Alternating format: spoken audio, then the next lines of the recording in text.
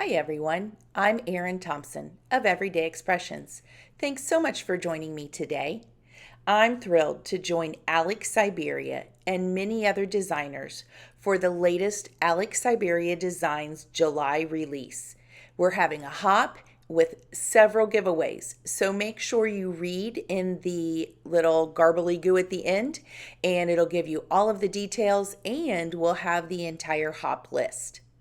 So, Alex, this is a small release from Alex this month, but it's very special to me because that gorgeous butterfly that you see, I think it's called Butterfly Bliss, Alex actually designed for my annual craft retreat, the Nashville Craft Retreat. I kind of contacted her at the last minute and I said, we had someone else drop out. I need a super sponsor. And you've been a super sponsor for the last 3 years. And I just didn't want to wear out my welcome. But please, please, please, do you have anything in mind that possibly you would like to super sponsor and we could use in a workshop? And Alex, I think Alex is as beautiful on the inside as she is on the outside. And she said, absolutely, I'll get back to you. And within just a couple of days, she had this gorgeous butterfly set. So all of the guests at the Nashville Craft Retreat received this die set that has everything you need for this beautiful butterfly. And this was in their kits and designed by Alex. And so it was a fan favorite. And so this is very special to me. I love butterflies. They remind me of my grandmother, and Alex could not have come up with a better idea. So I was excited to see that it was released this month and we could use it for the hop and for the release. So the other things that are in this release was you saw some press plate sentiments with coordinating dies, and also that gorgeous sunflower press plate. I've used it a couple of times. I do not use it in this video, but it makes just a gorgeous focal point card, or even you'll see a lot of the designers used it in their background, and it is absolutely stunning. And then the final piece to this release is you'll see that peony grouping of press plate, and I actually used that one for the background of this card. So that's how we're getting started, and you can see all I did was cut out all of the pieces for the butterfly in hammer mill. And so then I've grouped them all together kind of with the like pieces. And now I'm looking at how I want to do my butterfly. And what I decided was that I'd like to do the kind of side silhouette of the butterfly, and there are all the pieces. However, I cut out double the wings and I flip one over for each of the pieces so that I have the right side and the back side, and that way I can connect them and it will actually look like both sides of the butterfly, and give you that dimension for that, I guess is what I'm trying to say. So I pulled out some of my Catherine Puller inks, and here you'll see I'm using cotton candy, and I just wanted to go for a very soft blend of a lighter pink, a darker pink, and then I add in a very pretty yellow, and then kind of a darker mid-range blue in the blues line called Dress Blues. So I'm just softly ink blending on all four sides. I'm using one of my favorite mini blending brushes. Those are from Altenew. Absolutely, hands down, my favorite blending brush.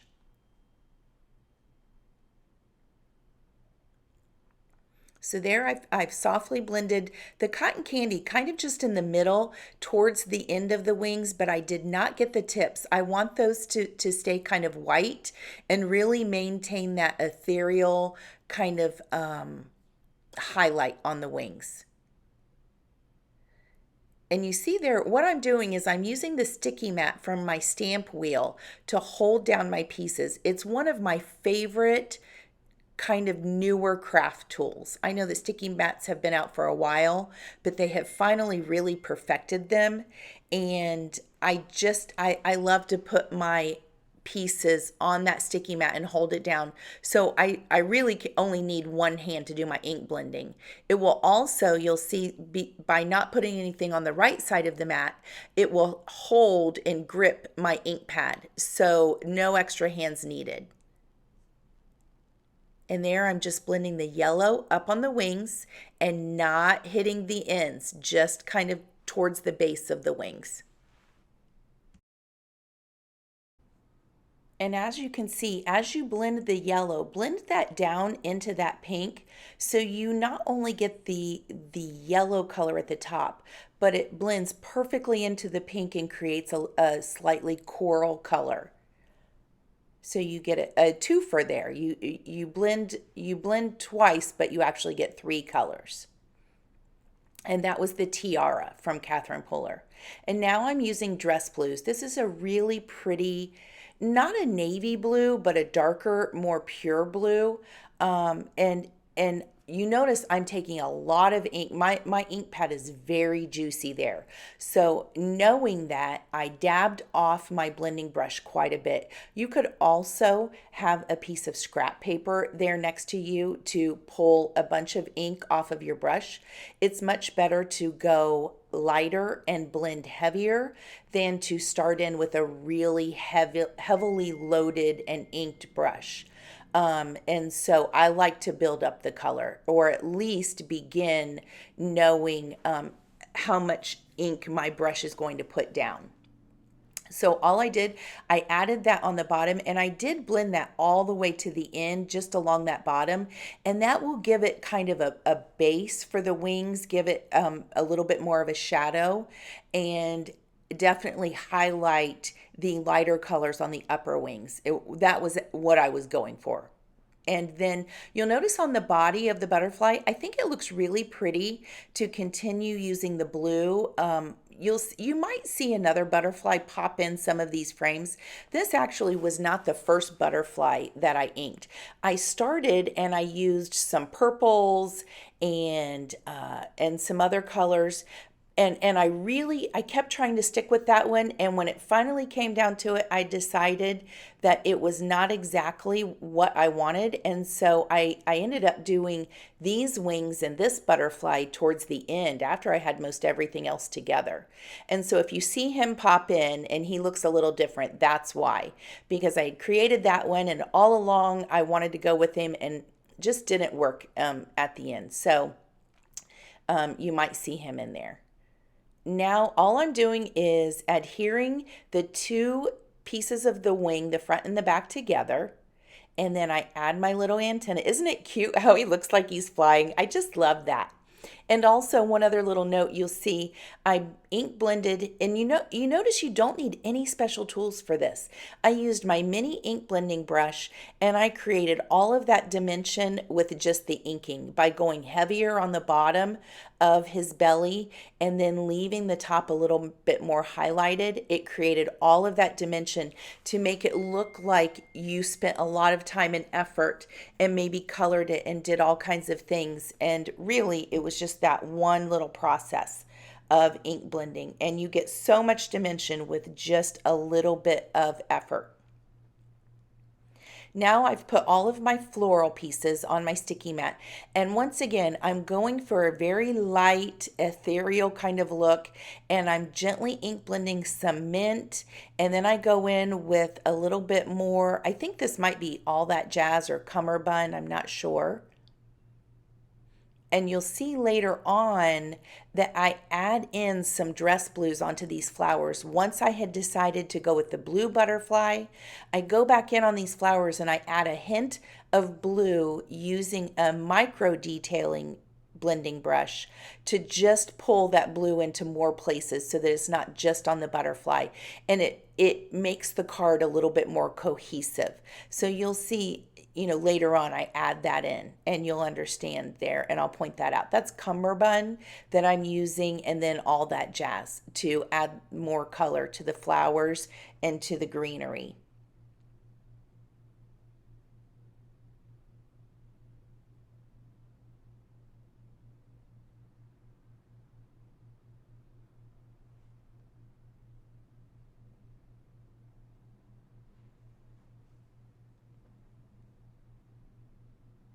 So I'm just adding a little bit more color here.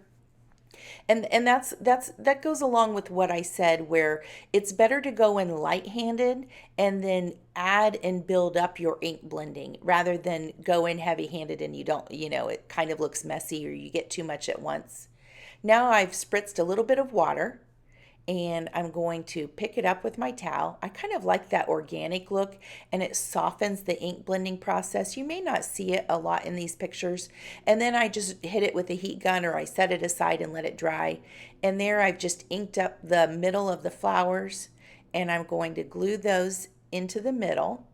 And I've already added the other petals and flowers to the stems of the greenery.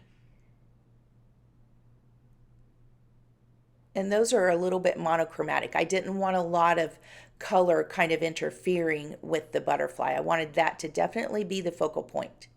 So here I'm using the Peonies press plate, and I had some people ask me when I posted this card earlier for the blog hop and Instagram. They said, I can't find that press plate. And I said, it's the Peonies. And they said, no, it's not there. And I said, yes, it's the same one that other people have used.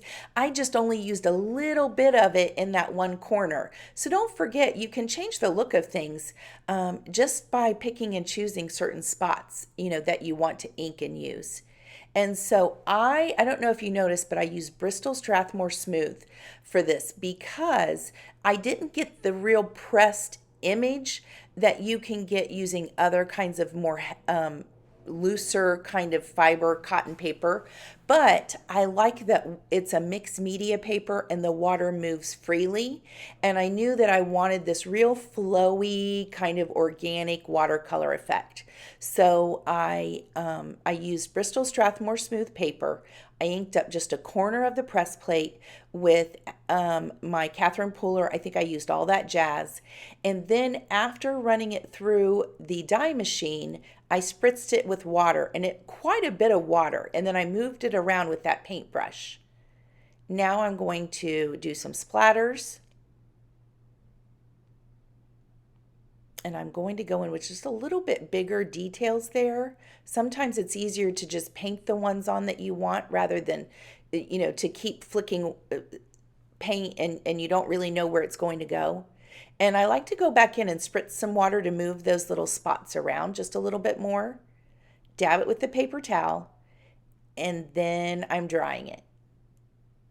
Now, I love all the different ways that you can use press plates, and one that I have discovered is definitely a favorite is to ink it up with Versamark ink, run it through the, press it out, and then use embossing powder and heat emboss it. And that's what I'm doing here with my favorite Wow Opaque White embossing powder. If you follow me, you know Wow is my favorite go-to embossing powder. And so this is just the white. You see I have a big jar. And then I'm going to heat it. And then I'm going to go right over it because that white embossed area is going to resist. And now I can ink up the background. And I think I'm going to go in with cummerbund here. And because I'm using hammer mill paper, it soaks up ink very well, and then it will spread evenly. And once it's all dry, you get a nice even kind of coverage. And it makes it super easy. I don't have to ink blend every single die cut. I just do the back, and then you want to use a dry paper towel or lint-free towel and buff off the extra ink from the white embossing. And there are all of my sentiments ready to go. If you didn't want to ink and then you just ink as you go and you need them, that's a good idea too, because you've already got them done and you can ink whatever color you need as you go. Now I'm just going to distress the edges of my background piece. There are special tools that you can purchase. I actually have one from Tim Holtz, but go figure, I can't find it in my craft room. I don't know when the last time was that I actually saw it. So my Tim Holtz scissors do a good job. It's very messy, but I love this kind of shabby chic look. And I think it goes well with all of the other kind of flowy, organic things going on in this card. It's kind of the perfect pairing. Some places I go a little bit heavier and I really like to tear it and kind of fold it and maneuver it and give it that kind of very well loved grungy kind of look. And just keep going until you're happy with it. And if it tears in a little spot, then that's what I go with. And then I also, you'll see I kind of roll the corners, roll it between my fingers, do that with any tears, really maneuver it and get it very pliable and soft. That's what I like about this look. It looks well loved, I think. And that edge of those scissors, actually, they have a little bit of a groove to them, and so it makes it an easy job to distress the corners of paper like that. Then I'm just adding my favorite foam tape from scrapbook.com. This is the 3mm.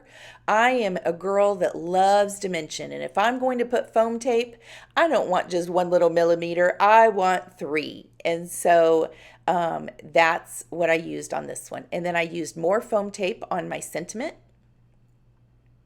And there you see that other butterfly. You saw a peek of him, and now he's gone. And I've spritzed the blue and pink butterfly with some water to give it that kind of flowy, organic look again.